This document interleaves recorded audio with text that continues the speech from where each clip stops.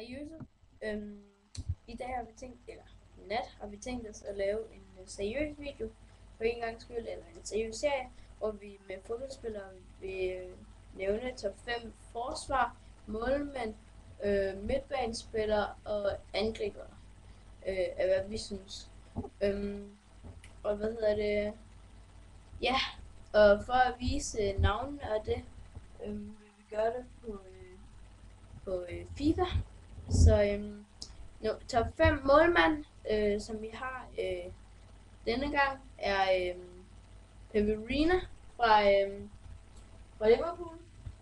Og han lover et par uheldige drops en gang imellem, men han er der, når det er, at det er vigtigt, ja, når Liverpool har brug for ham.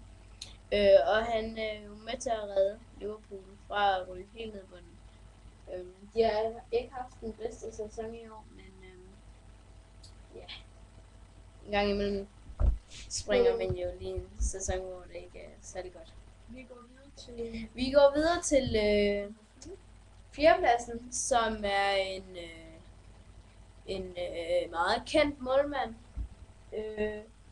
Han spiller og har siden han var teenager spillet for Barcelona. Ja, så kan I nok allerede gætte, hvem det er. Det er nemlig Victor Valdés, som var på ungdomsakademi med Piqué og Messi dengang i teenageårene, og altså nu førsteholdsmålmand Victor Valdés her.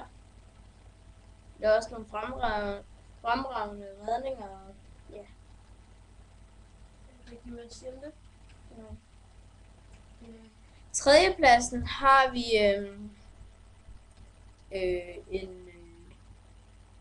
en engelsk målmand.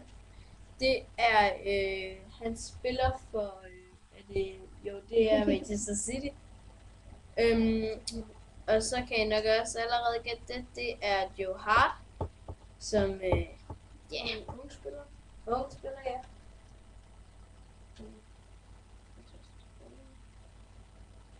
Ja, Joe Hart med nummer 25. Ja, på andenpladsen har vi en tysk målmand. Det er Neuer. Tekniske problemer. Vi får ham. Vi får det i billedet. Det er Manuel Neuer, som står for Bayern München, som også er en ung målmand. Og også stadig nogle gode kampe. Ja, fantastisk. Champions League.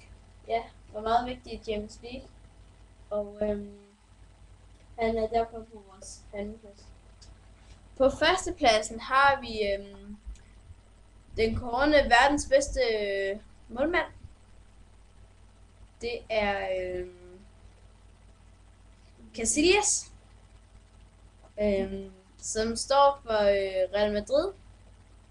Og han ja, der er ikke så meget at sige om ham. Altså, han står altid godt, synes man. Han er ved at komme lidt op i alderen, men man kan ikke se det. I hvert fald ikke på FIFA. Så det var det. Men vi kommer med forsvar her lige om et par minutter. Hej.